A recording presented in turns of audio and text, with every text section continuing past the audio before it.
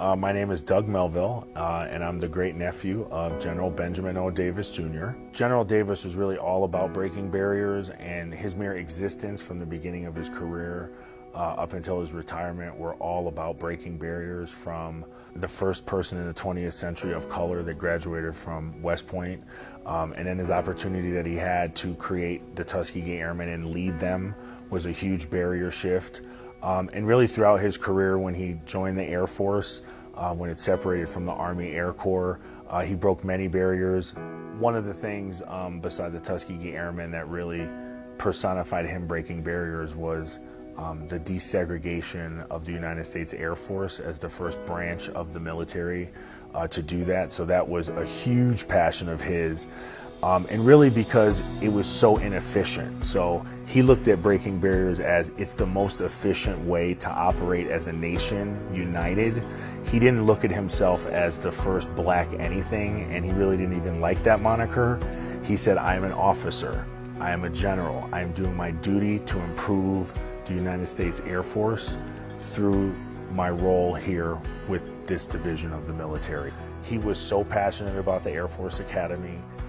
He was critical in allowing women to attend the Air Force Academy and break the barrier of allowing this to be an all-male institution. For our family, this is the greatest honor that we could ask for. The airfield at the Academy is one of the busiest airfields in the entire world, and it's an honor that his name will live on that airfield until infinity. It's really special. It's something that you cannot buy. It's something that you had to earn, and it's something that in your death other people had to get together and had to come together and unify.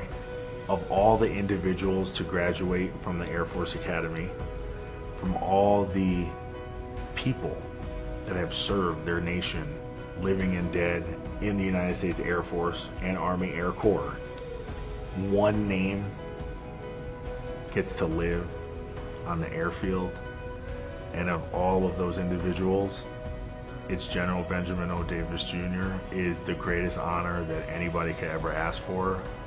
It's really special. It's hard to put it into words, to be honest, but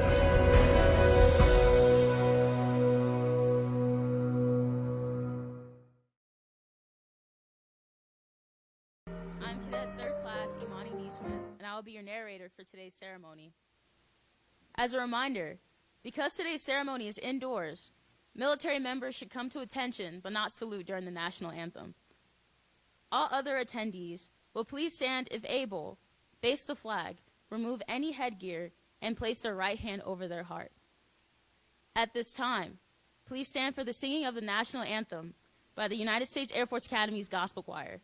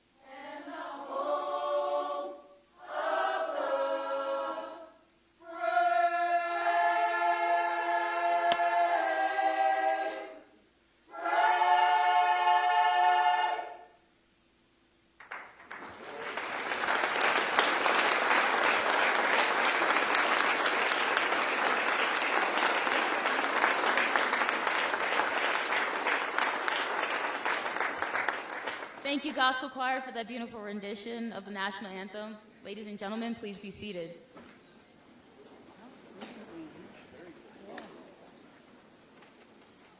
At this time, I'd like to introduce our distinguished guests. Please hold your applause until all have been introduced. The Secretary of the Air Force, the Honorable Barbara Barrett. The Chief of Staff of the Air Force, General David Goldfein and his spouse, Dawn. Chief Master Sergeant of the Air Force, Khalith Wright.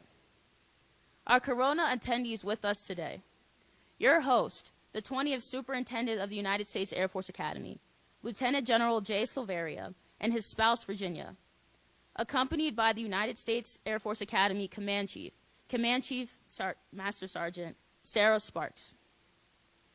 Our guest speaker, Commander of Pacific Air Forces, Air Component Commander for U.S. Indo-Pacific Command, and the Executive Director of the Pacific Air Combat Operations Staff, General C.Q. Brown, Jr., and his spouse, Shireen. Our guest of honor, the nephew of General Benjamin O. Davis, Jr., Judge L. Scott Melville, and the grandnephew of General Davis, Jr., Mr. Douglas Melville. Our documented original Tuskegee Airmen in attendance, Lieutenant Colonel George Hardy, Lieutenant Colonel James Harvey III, Lieutenant Colonel Ted Lumpkin, and Lieutenant Franklin Macon. Also among us, Mrs. Peggy Shivers, widow of Tuskegee Airman Lieutenant Colonel Clarence Shivers, the artist who crafted the Black Airman statue on display in the Honor Court. Mrs. Shirley Edwards, widow of Tuskegee Airman Mr. Randy Edwards. Dr. Marilyn Hosea, daughter of Tuskegee Airman Lieutenant Colonel Richard Biffle, Jr.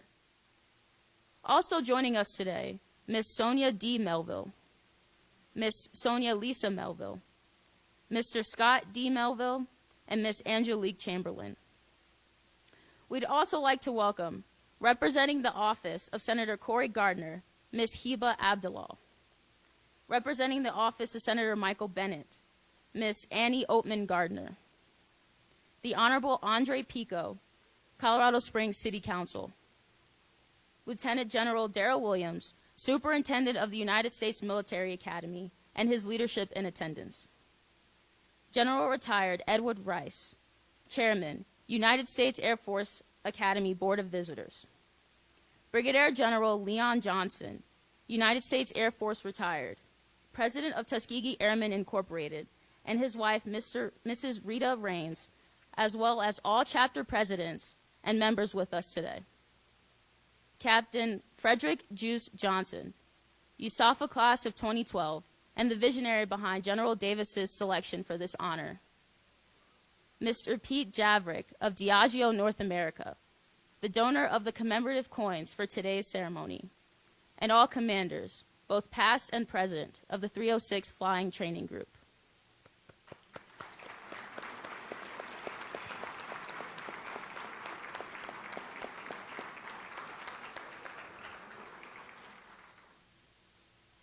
Although time does not permit me to introduce each distinguished guest, we extend a warm welcome to the many current and former Air Force Academy leaders, previous superintendents, our U.S. Air Force Academy senior leaders, mission element commanders, and their command chiefs, our faculty and staff, members of our military, community, and civic leaders, and civilian guests in attendance today.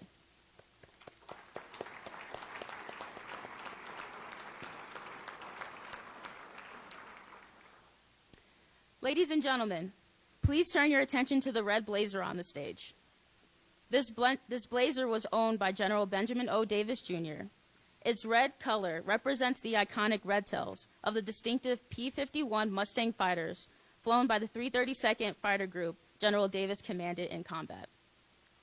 In 2011, Brigadier General James Body, Jr. donated General Davis's blazer to the United States Air Force Academy, where it is proudly displayed at Arnold Hall. In today's ceremony, we will honor General Benjamin O. Davis, who established many firsts for our U.S. Air Force.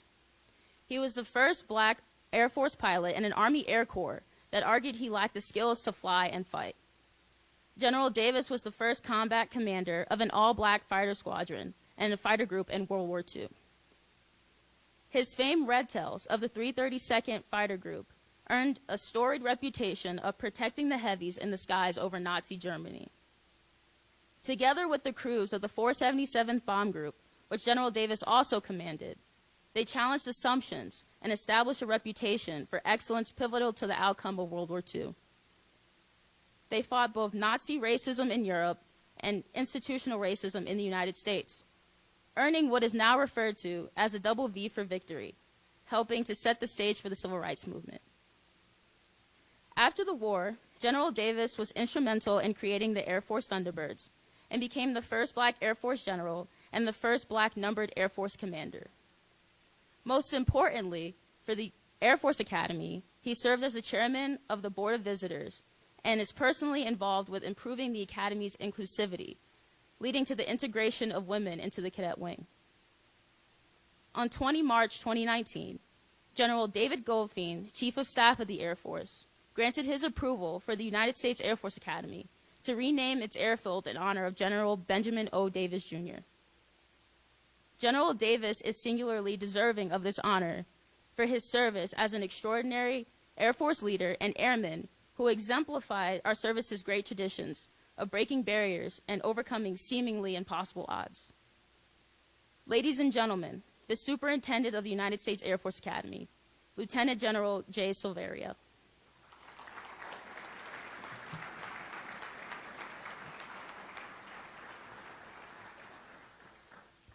Well, good morning. Well, what a remarkable gathering, and thank you all for being here today. I know that Yamani went through all of the distinguished guests that are here, but I want to single out some people to thank them for being here today. Secretary Barrett, General Goldfein, thank you for being here, and thank you for your support, not only of this project, but for the Air Force Academy. So thank you. General Brown, thank you. You've always been an amazing mentor of mine, and your example and your leadership, but for you to be here is especially special, not just for me, but for the Air Force Academy and for this project. So thank you. Thank you for being here. Judge Melville, Doug, thank you. It's truly an honor to have you here representing the family, and it's really, really, truly a pleasure to get to meet you and talk to you. So we hope this is also a beginning of a long relationship between the family and the United States Air Force Academy. So thank you. All of the documented original Tuskegee Airmen, gentlemen, Peggy, we're honored to be in your presence. Thank you for being here. You're true American heroes and true inspirations to us and to all of the cadets. So thank you for being here.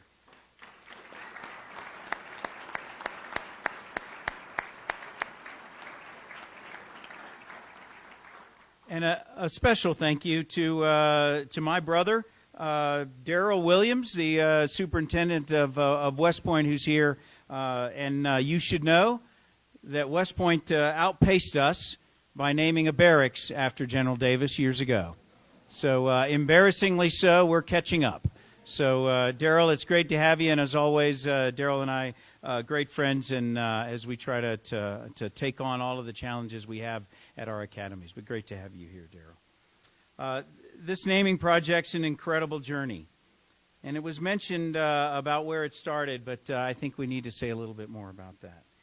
Juice, Captain Fred Juice Johnson graduated in the class of 2012, and when he was a cadet here, he had the vision that we would name the airfield after General Davis. And today we're honored to have Juice with us. Juice, where are you? Please stand up.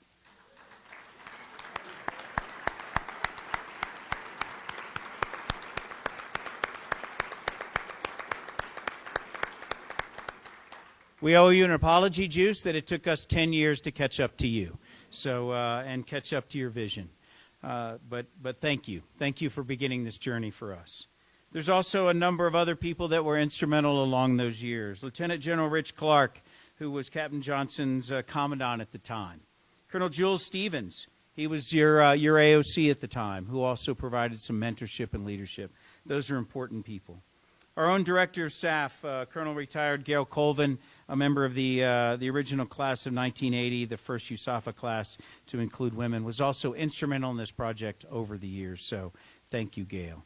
Our historian, Dr. Charles, Josh, thank you for your leadership, and all of the people who make today happen. Thank you very much. I've always said from the beginning that everything around here as we drive by has a name on it. We have Saigon and Vandenberg and Fairchild and Harmon. And you drive down Stadium Boulevard and you see an amazing blue sign that says Airfield. So I truly think we can do better. We've tried to do better.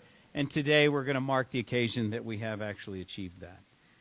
And so many people this morning will talk about General Davis and what he did, not just for the Tuskegee Airmen and for World War II, but for the United States Air Force. But I want to mention a few important points for us here at the Air Force Academy. That General Davis was really instrumental in driving this institution towards a much more diverse and a much more inclusive population, reducing attrition rates of the minorities, and crucial in developing the plan to integrate women at the United States Air Force Academy. And to that, we truly owe a legacy here at the Air Force Academy for all that we've accomplished since then. So thank you all for coming here today. I'm humbled to be one of the first to step to this podium. There'll be so many after me, but I'm honored to introduce the 21st Chief of Staff of the United States Air Force, General Dave Goldfein.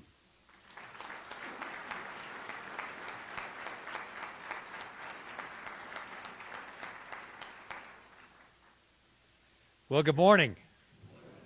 Thanks for that introduction, Jay, and for those great words. So, Madam Secretary, fellow airmen, members of our famed Tuskegee Airmen, distinguished guests, cadets, you look good up there. Ladies and gentlemen, what a perfect Colorado morning to celebrate this special day for our Air Force. As we cement the legacy of a pioneer who taught us all the power of perseverance and courage and character and extraordinary competence.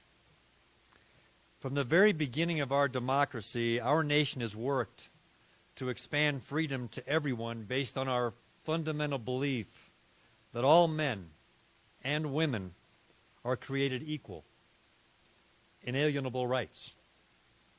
It's the foundation of who we are as Americans as we continue to support and defend this great experiment called democracy. But the road has not been easy, and some have had to bear a heavier burden than others to teach us all what right looks like. And so today we celebrate one of these men through the naming of this airfield in honor of General Benjamin O. Davis, Jr. His story and his legacy of indomitable spirit will forever be enshrined on this airfield and is going to serve as an inspiration for generations of cadets, just as it has for so many of us who slipped the surly bonds of earth here for the very first time. For me, the airfield was a sanctuary and a place where the dream of a young man and the son of a Vietnam fighter pilot first took flight. Because as I struggled through my first year as a dually, I remember calling my dad and asking if he would loan me the money to get my private pilot's license after hearing about the Aero Club from a upperclassman in my squadron, Starship 19. And Dad agreed, albeit with a 10% interest on the loan. So I used to sneak over to the airfield on the upper class bus to take flying lessons. And after a flight, I'd walk across the airfield to the road to hitchhike back to the campus. And I'd stop along the way to watch the jump team. So after a few months of this, there was a senior NCO that came up to me as I watched and asked me my story. And I told him, I was getting my license at the Aero Club, and I dreamed of one day joining the jump team. So he told me if I would just hunker down and get a 2.6 GPA, he'd get me into jump school. And we'd just sort of see what would happen from there. Well, I got a 2.1. So in keeping with the practice at the time, those with a 2.6 got to pull their own ripcord.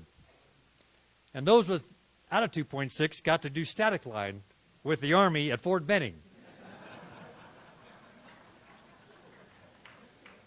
Jump team was not in my future. But here's the moral of the story. There's one jump at Fort Benning that I never forgot. The night mass tactical exit. And I remember leaving the aircraft, a C-141, at about 2 a.m. with full combat gear on a full moon night and having to work extra hard to steer my parachute away from the trees to a good landing spot, and then having to pack my chute and run to the tree line where the buses were waiting. Who knew? 20 years later, almost to the day, I'd pull the handle of my F-16 for a full moon night combat jump with full combat gear in enemy territory, steering my chute away from the trees for a safe landing so I could run to the tree line with enemy in pursuit. I looked up this morning and I found Garth Brooks' song, "Some of God's greatest gifts are unanswered prayers." So this airfield and the story of General Davis will inspire future leaders to turn their dreams into flight. He took on the barriers of race and discrimination for our military, and he opened doors of opportunity for many of our nations and our Air Force's greatest leaders. We're naming this airfield after a true hero, a man of impeccable character and extraordinary competence. And it's a way to remind all cadets to take heed of his example, because our long blue line is filled with airmen who took inspiration from the story of General Davis. And I want to tell you just about one, our guest speaker today, General C.Q. Brown, who was inspired by General Davis and has carried the torch of breaking barriers throughout his career by exemplifying impeccable character and extraordinary competence. First, I'll tell you, CQ is one of those pilots like me with an odd number of takeoffs and landings. He earned the call sign Swamp Thing after ejecting over the Florida Everglades when his F-16 was struck by lightning and caught fire. And so for the cadets, you need to ask him to tell you that story because it's more harrowing than mine. CQ began his career from humble beginnings. His uncle and his father were the first and second African Americans to be commissioned through the Army ROTC program at St. Mary's University in San Antonio, and both retired as colonels. General Brown was the first African American to graduate from the F-16 weapons school, and then later in his career was selected as the commandant, where we send our top 1% of the Air Force for a doctorate in tactics and instruction. He served as aide-de-camp to Chief 15, General Ron Fogelman, for nearly 2 years. And when I saw this, I thought, maybe I should get my current aide to extend for another year rather than return to flying the F-22. Quake, what do you think?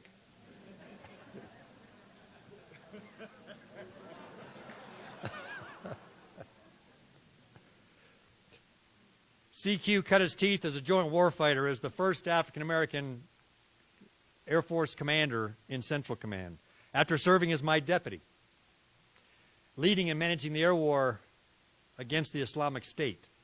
And as then General Mattis famously stated about CQ, put him in the war, the enemy will pay. And now he's the first African-American commander of our Pacific Air Forces Command. And to think, his original plan was only to serve out his ROTC commitment as a civil engineering officer. Instead, he followed his dad's blunt advice, accepting that, quote, 4 years in the military will not kill you. CQ's aced the ultimate test of leadership, command, at multiple levels. He's combat proven and a true professional that sets the example through his actions, not only for airmen serving today, but for those who will join us in the future.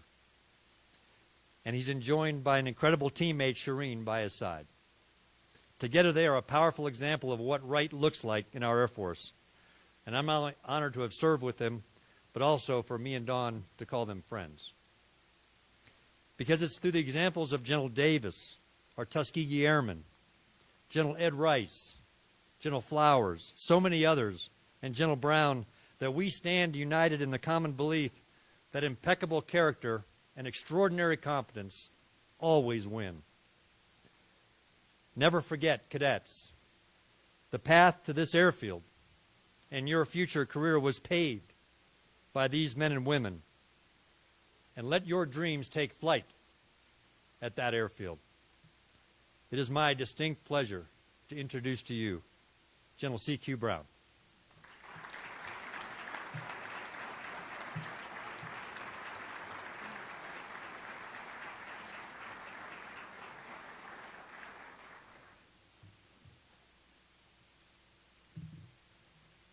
One moment.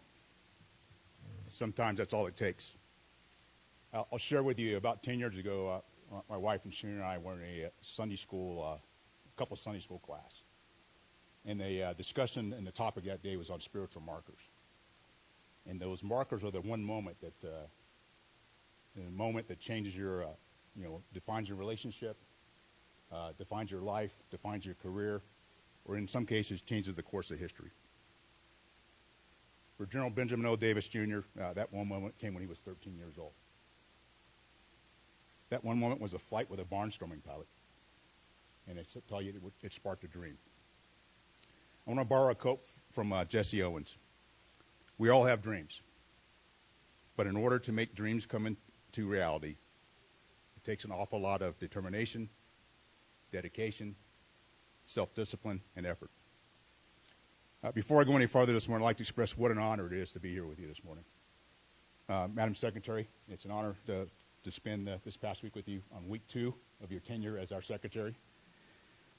General Goldfein and Don, I appreciate the very kind words. And again, Shereen and I, it's an honor to serve with you and also to call you friends. It's an honor to be sharing today with the family of General Benjamin O. Davis, Jr., with the Tuskegee Airmen, in particular, our documented original Tuskegee Airmen. I'll tell you, this is the third time in the past probably 4 months that I've been at different events to meet up with the documented original Tuskegee Airmen. And it's quite an honor for me. And in some cases, General Goldfein's talked about hitting a lottery for this past several months. I've hit the lottery, having an opportunity to meet so many documented original Tuskegee Airmen. So it's quite an honor. To the many distinguished guests, and with all present today, both in person and in spirit. Finally, I want to sincerely thank Lieutenant General Severi for inviting me to speak today. When I got your email, I was truly humbled. We crossed paths coming out of the elevators at Air Force Association, and we started talking about this particular event today. And I told Shereen after we left you, Tonto, that I was getting kind of goosebumps and chills just talking about being here for this very special event. So really, I'm very honored and humbled, and glad that you asked me to do this. Now, pursuing his dream, Benjamin O. Davis, Jr. attended the University of Chicago, and then eventually went to West Point. And for the 4 years that Benjamin O. Davis, Jr. Was at West Point, he was silenced, in which he never conversed with, ate with, or roomed with a fellow cadet. Now, I'm an ROTC grad, and I've heard that it's kind of tough to go to an academy. That's what people tell me. But I really believe that all of us could imagine if you spent 4 years at any institution and were silenced, that stress level would go up dramatically. Suffice it to say, those 4 years were the first testaments of Benjamin O. Davis's determination and self-discipline. They were also evidence of the dedication he had to realize his dream. Through all that, he graduated in the top 15% of his class in 1936 and joined the Long Gray Line. And a fitting tribute to his accomplishment was the quote that was put in the yearbook, the Howitzer, when he graduated. And it said, "The courage, tenacity, and intelligence with which he conquered a problem incomparably more difficult than plebe year won for him the sincere admiration of his classmates, and his single-minded determination to continue his chosen career cannot fail to inspire respect wherever fortune may lead him." Now, he applied to the Army Air Corps because he wanted to fly. But at the time, African-American applicants were not being accepted. So instead, he went into the infantry. And he joined the All-African-American 24th Infantry Regiment, which is an original Buffalo Soldier unit. Undeterred, Captain Davis was later assigned to Tuskegee University as an instructor. And that was where he had his first opportunity to start to realize his dream, when he's selected for the first class to go through Tuskegee Army Airfield. As many of you know, he took command of the 99th Fighter Pursuit Squadron, later took command of the 332nd Fighter Group, led through North Africa, the Allied invasion into Sicily. And during that time, as he commanded the Red Tails, as they're known, Colonel Davis went on, and with his airmen, they flew over 15,000 sorties, shot down 112 aircraft, and either damaged and destroyed 273 additional aircraft on the ground. Through all that time, in addition to leading those combat operations, Colonel Davis incessantly advocated on behalf of the units under his command. And the Tuskegee Airmen became synonymous with confronting social challenges under combat conditions. A near flawless bomber escort record and leading integration effort within the Department of Defense. General Davis turned his dream into a career of barrier-breaking first that was described by our narrator this morning, Captain Naismith. I'll tell you, as a young officer, I was always inspired by General Benjamin O. Davis Jr. and the Tuskegee Airmen and all their accomplishments. It was shortly after I read the autobiography of General Davis when I was General Fogelman's aide that I also had the pleasure to meet Ruth Aker, the wife of another Air Force legend, General Ira Aker. He was the commander-in-chief of the Mediterranean Allied Air Forces, and General Aker was a staunch proponent of the 332nd Fighter Group, then led by Colonel Benjamin L. Davis, Jr. General Aker's belief in the 332nd changed their mission from being a coastal patrol unit to being a fighter escort unit. In 1995, while I was still the aide, Mrs. Aker passed away and was buried next to her husband at Arlington National Cemetery. With the many distinguished members of the Air Force, both African and retired, I had the privilege to attend the funeral as aides do when the Chief of Staff was there, also to pay his respects. Of note at the funeral as well was General Benjamin O. Davis, Jr. And I noticed as I saw him standing there, he was standing there throughout the funeral there at Arlington. He's standing right next to one of his West Point classmates. And when I saw that, it really made me reflect on all that he had accomplished and the silent treatment he endured as a cadet. I reflected on his determination, his dedication, his self-discipline, and the effort to transform a dream into tangible change. And I'll tell you that change provided an opportunity for me and so many others. I would not be standing here today if not for Benjamin O. Davis, Jr. and these men sitting in the front row and all the other Tuskegee Airmen. As I modestly address you today, to honor a man that has done so much for our Air Force and our nation, I cannot help but think about the significance of renaming the USAFA airfield. From an airfield came a moment. From a moment evolved a dream. From the spark of a dream, a fire of change raged for our profession, for our service, and for our nation. Now, an airfield named after General Benjamin O. Davis, Jr. will provide future generations their moment. And with determination, dedication, self-discipline, and effort, they too can realize their dream to pursue a career of aviation within our Air Force. Once again, thank you for the invitation to be here today. It is my distinct honor to be part of today's ceremony and memorialize an Air Force legend, General Benjamin O. Davis, Jr., a legend who, with the Tuskegee Airmen, have been an inspiration and so influential to my success. It is now my privilege to introduce Judge L. Scott Melville and Mr. Doug Melville, the nephew and great-nephew of General Benjamin O. Davis, Jr., to provide their remarks. Thank you very much. Thank you, sir. We appreciate it. Thank you so much.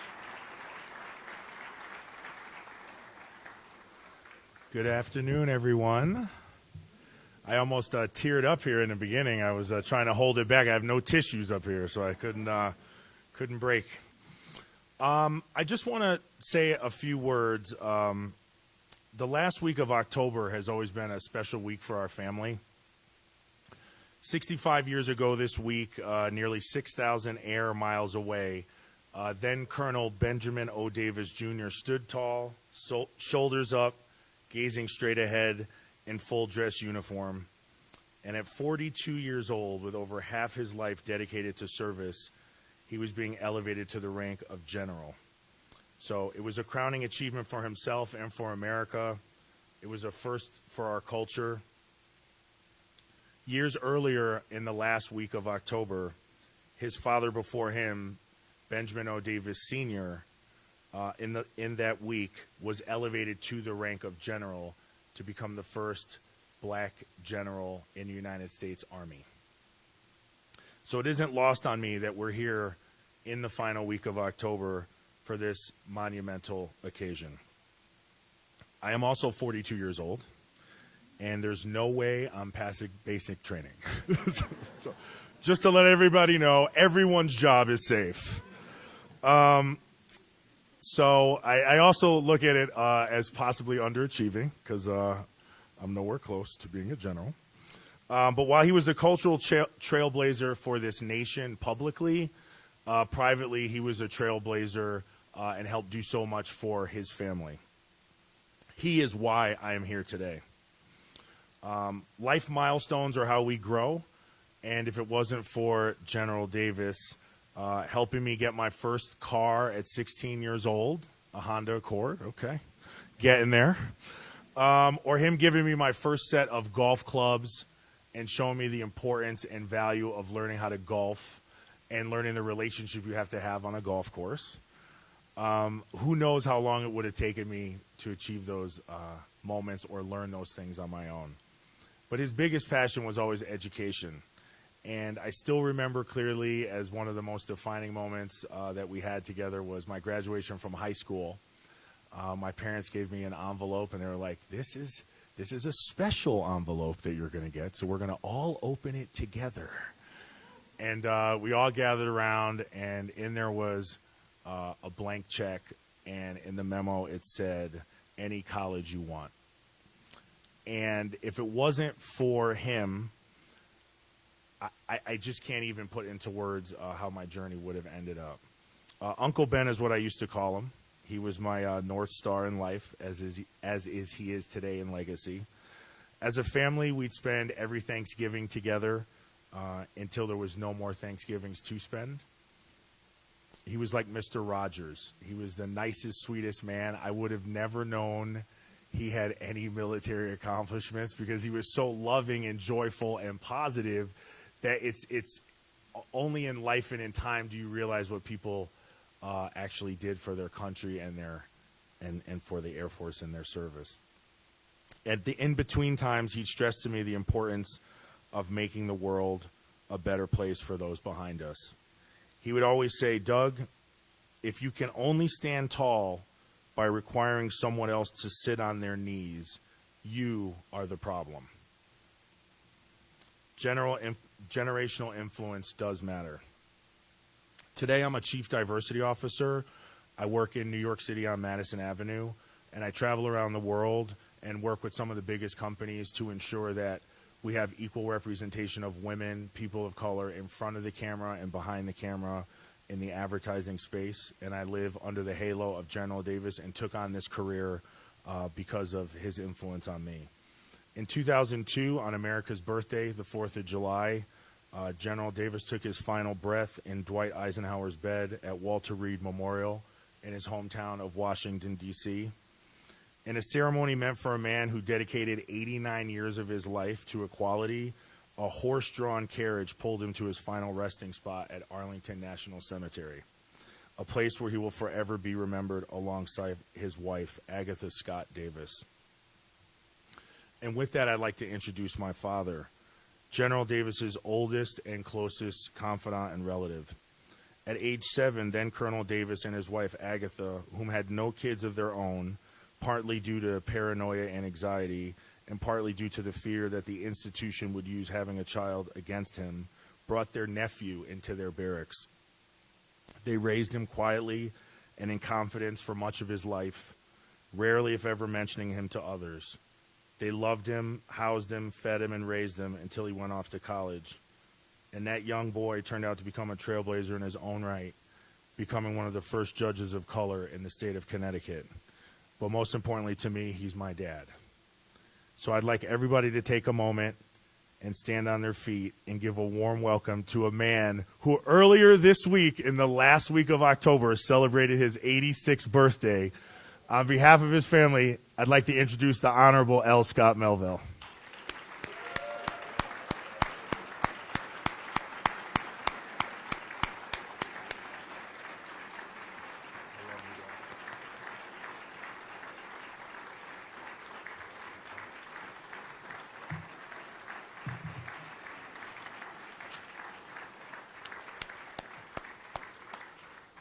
Be seated. Can you hear me all right? Okay. I get nervous when I speak into the microphone. And I want to warn you all, they mic'd me today. You see this little roach on my collar here? That's a microphone. So whatever you do, if you come close to me, watch what you say.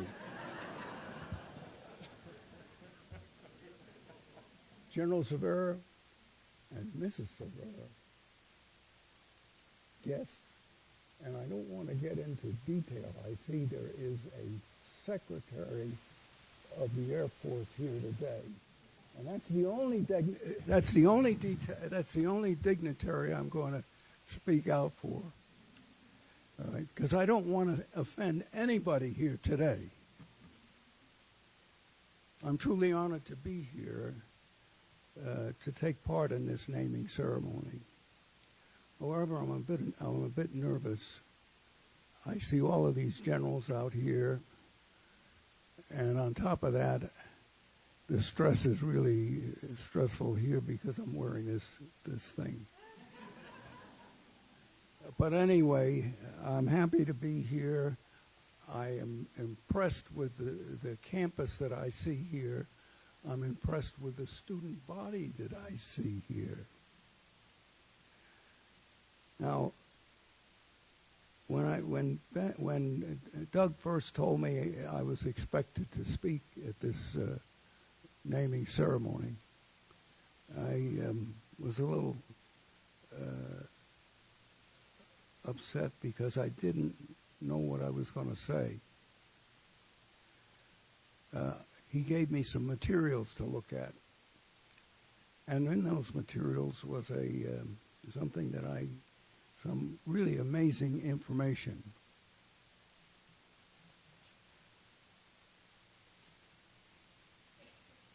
At the beginning of World War II, there were only two black officers in the entire Army. One was Colonel Benjamin O. Davis Sr., and the other was his aide, First Lieutenant Benjamin O. Davis Jr. So I thought it might be a good place to start today. I also decided that the theme of these remarks would be lessons learned. Now, we're speaking at the Air Force Academy, a learning institution. So I thought it might be appropriate for me to make that the theme of my remarks. Ben's goal in life was to have a career in the military just like his father. I still can't get used to this thing. Can you still hear me? All right. Good. Okay. He still wanted to be like his father in the military. But he wanted more. As a young man, as a teenager, he used to travel with his father to the various postings that his father had, and he noticed that his father was always singled out as a black officer, and that his service was mainly limited to non-commanding positions. That's because it was policy in the military at that time that black officers were not allowed to command white officers, or for that matter, white troops. Ben wanted to change that. And he learned early on, that demonstration, confrontation, or protesting would not work in the military. So he decided on a different strategy. Now that strategy was to lead by example, and eventually others will follow. Although this strategy demanded both patience and perseverance, nevertheless he practiced this strategy from the time he entered West Point to the time he retired from the United States Air Force, some over 35 years. Apparently his strategy proved to be successful. Now I could speak hours on Ben's successes, but I don't want to do that. I don't have enough time. They had a little schedule here today to tell me how long I could speak. But I do want to share with you just one story that illustrates the strategy and the traits that he had for his entire career. Now, as I said, I didn't know what I was going to talk about. In the materials that Doug gave me was a picture, an old photograph of Ben that I had in my scrapbook, and I have a description of that picture here. But I don't have to give you that description. There it is, right there. And I said to myself, that picture is probably worthy of an Air Force recruitment poster. And maybe even a Camel cigarette ad. He did smoke Camels, you know.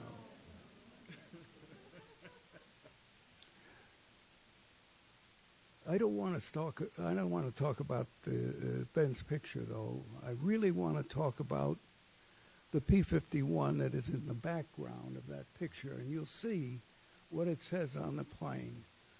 That's the name of that plane, by request.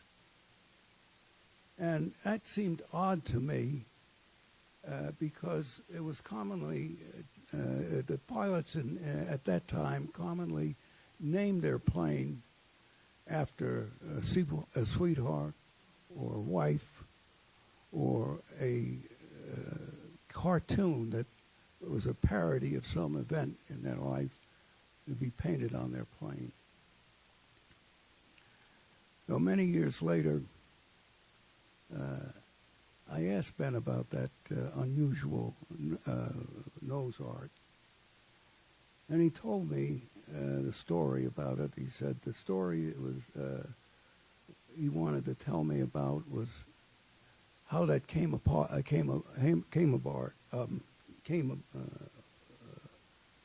together. Ben explained that the nose art was intended to convey a message. Now, if you're a Tuskegee Airman, as I see a bunch of them here today, you know the story I'm about to tell already. But most of you in the audience do not know what that story is, and so I'm going to try to recall that story as I best can. Now, a little background about that story. Circa 1944, Ben commanded the 332nd, an all-black fighter group known to bomber pilots as the Red Tails. That's because the pilots of the 332nd had the tails of their plane painted red so that they can be distinguished from the other groups that were flying in the air. Now, by that time, the Red Tails had established a envious reputation of not losing any bombers that they escorted to enemy fighters. At about the same time, a critically important but dangerous bombing mission over Berlin was planned by the High Command. The orders were cut and went out to the commanders of the bombing groups, and to the fighter escorts. But the 332nd was not included in that order.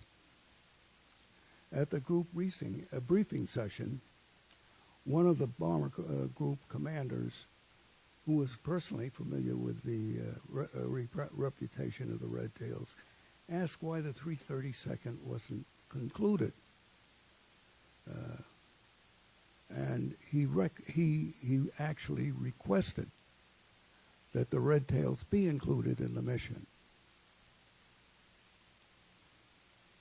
To make a long story short, the Red Tails were included in that mission, and they did not lose a single plane in that mission, a single bomber in that mission to enemy fighters that day. Shortly after the mission was over, Ben's pilots learned exactly how and why the 332nd was included in the mission. That's when he had the words "by request" painted on the plane over there.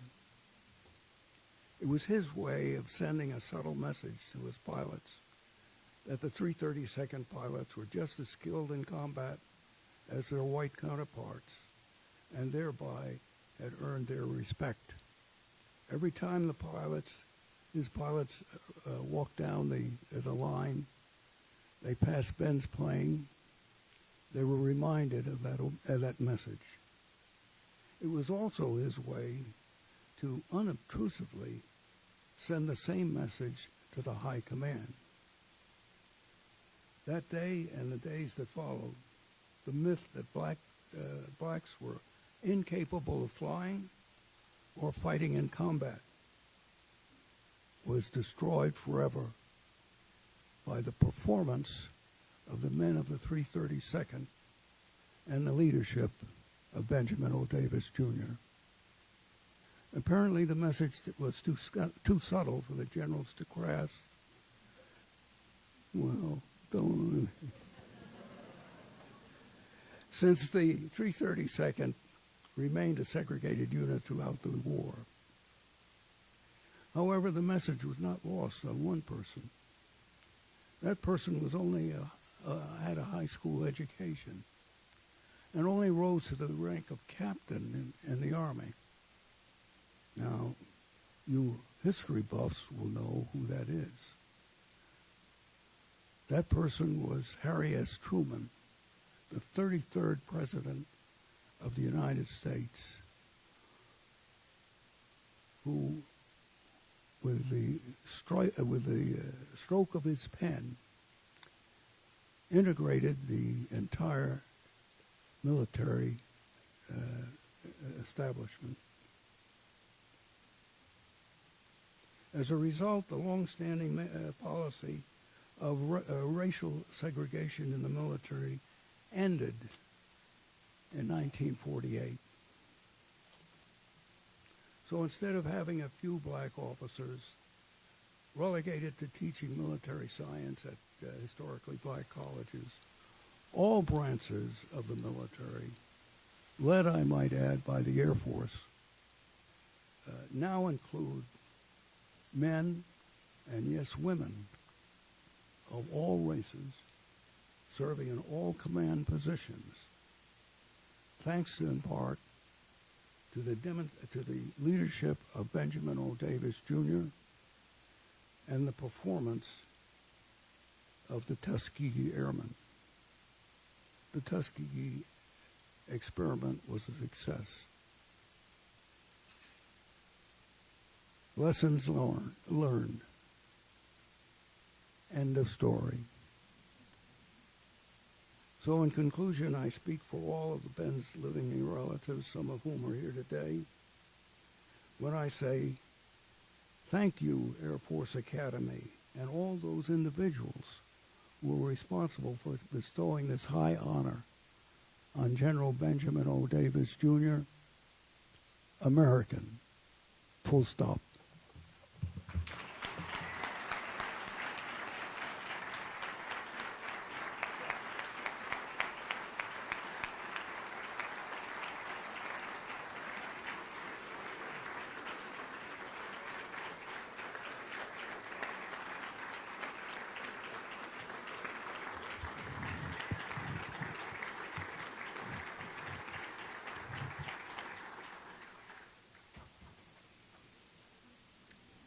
Thank you, Judge Melville and Mr. Melville, to highlight General Davis's inspiration of inclusion and impeccable character for generations to come in our long blue line. We will now conduct a generational unveiling of the new airfield sign. At this time, we invite the Honorable Barbara Barrett, General Goldfein, Chief Master Sergeant of the Air Force Wright, General Brown, Lieutenant General Severia, Cadet Wing Commander, Cadet First Class Brian Ash, Judge L. Scott Melville, and Mr. Douglas Melville to come forward for the unveiling of the United States Air Force Academy airfield sign in honor of General Benjamin O. Davis, Jr.